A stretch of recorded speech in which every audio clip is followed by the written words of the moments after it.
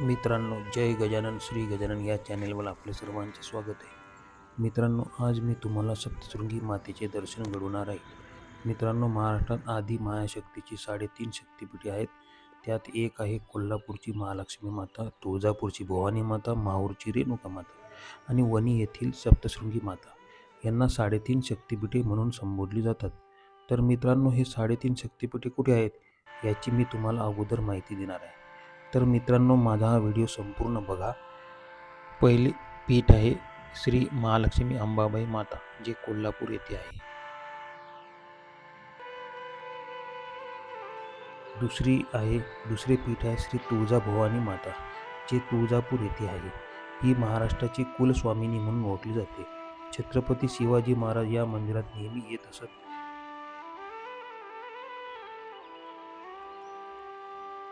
तिसरे पीठ आहे श्री रेणुका माता, ती माहूर गडावर स्थित आहे. या देवीला एकवीरा, यमाई, येल्लुमाई तसेच येल्लम्मा अशा विविध नावाने विविध प्रांतात संबोधले जाते.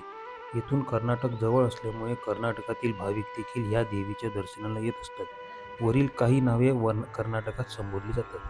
तर मित्रांनो, नाशिक जिल्ह्यातील वणी येथील सप्तशृंगी देवी हे महाराष्ट्रातील देवीच्या 3.5 शक्तिपीठापैकी अर्धे शक्तिपीठ आहे. ब्रह्मदेवाच्या कमंडलातून निघालेल्या गिरिजा महानदीचे रूप म्हणजे सप्तशृंगी देवी असे मानले जाते. आदिशक्तीचे हे मूळ स्थान आहे असे मानले जाते. देवीचे 18 भुजा सप्तशृंग रूप येथे पाहावयास मिळते. ही देवीची मूर्ती स्वयंभू आहे. येथील गाभाऱ्याला शक्तिद्वार, सूर्यद्वार आणि चंद्रद्वार असे 3 दरवाजे आहेत. या तिन्ही दरवाजातून देवीचे दर्शन घडते. या मंदिरात दरवर्षी शाकंभरी नवरात्रोत्सव साजरा केला जातो. आई समोरची सजावट फळे आणि भाज्यांनी केली जाते. शाकंभरी देवी नवरात्रीची सुरुवात आई शाकंभरीपासून झाली आहे, ज्याचे शक्तिपीठ उत्तर प्रदेशातील सहारनपूर जिल्ह्यात डोंगराळ भागात आहे. देवीची मूर्ती 9 फूट उंचीची आहे. ही मूर्ती शेंदुराने लिपली आहे. येथे श्री देवी सप्तशृंगी प्रत्येक हातामध्ये वेगवेगळी आयुधे धारण केलेली आहे. देवीला 11 वार पैठणी शालू प्रकारातील साडी लागते व चोळीला 3 वार खण लागतात. डोक्यावर सोन्याचा मुकुट, कर्णफुले, नथ आहे. तसेच गळ्यात मंगळसूत्र आणि पुतळ्याचे गाठले आहे. कमरपट्टा, पायात तोडे असे अलंकार देवीच्या अंगावर घालण्यात येतात.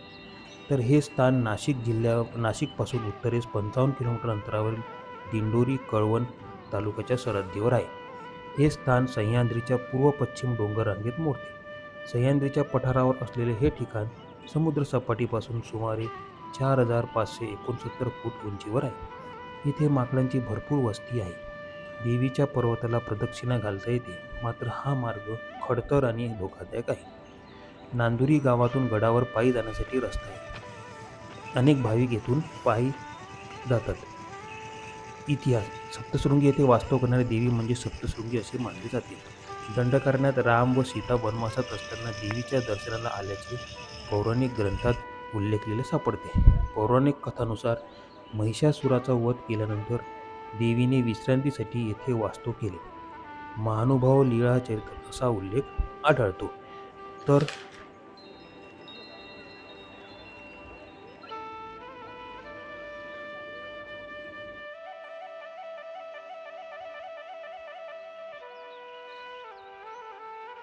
इंद्रजितच्या शस्त्राने लक्ष्मण जेव्हा मूर्छित होऊन पडला, त्यावेळी हनुमंताने द्रोणगिरी पर्वत नेला आणि द्रोणगिरीचा काही भाग खाली पडला. तोच हा सप्तशृंगी गड होय. नाथ संप्रदायामध्ये नवनाथ भक्तिसार या पोथीत 2ऱ्या अध्यायात वर्णन असे आहे की दत्तगुरू व महादेव अरण्यात गमन करत असताना अचानकपणे महादेव यांना कळतं की कोणीतरी तपश्चर्या करत आहे. ते बघण्याकरता दत्तगुरू यांना ते पाठवतात. दत्तगुरू त्यांना घेऊन महादेवाकडे येतात आणि महादेव व दत्तगुरू त्यांना म्हणतात की तुझी इच्छा आदिशक्ती सप्तशृंगी देवी पूर्ण करेल. शाबरी विद्येची खरी सुरुवात सप्तशृंगी गडावरून होते. सविस्तर माहिती नवनाथ भक्तिसार या पोथीत 2ऱ्या अध्यायात वर्णन केलेली आहे. निवृत्तीनाथांनी समाधी घेण्यापूर्वी काही दिवस उपासना केली होती. शिवाय सुरतेची लूट केल्यानंतर शिवाजी महाराज देवीच्या दर्शनाला आल्याचा संदर्भ पखरीमध्ये नोंदवलेला आढळतो. देवी भागवतातील देवीच्या देशात 108 शक्तिपीठे असल्याचा उल्लेख आहे. गडावर चैत्रोत्सव सुरू झाला की मातेच्या दर्शनासाठी लाखो भाविक अनवाणी सप्तशृंगीच्या दर्शनासाठी येत असतात. या मंदिराचे असे महत्त्व आहे. चला तर मग मित्रांनो, माझा हा व्हिडिओ आवडला असल्यास शेअर करा, कॉमेंट्स करा.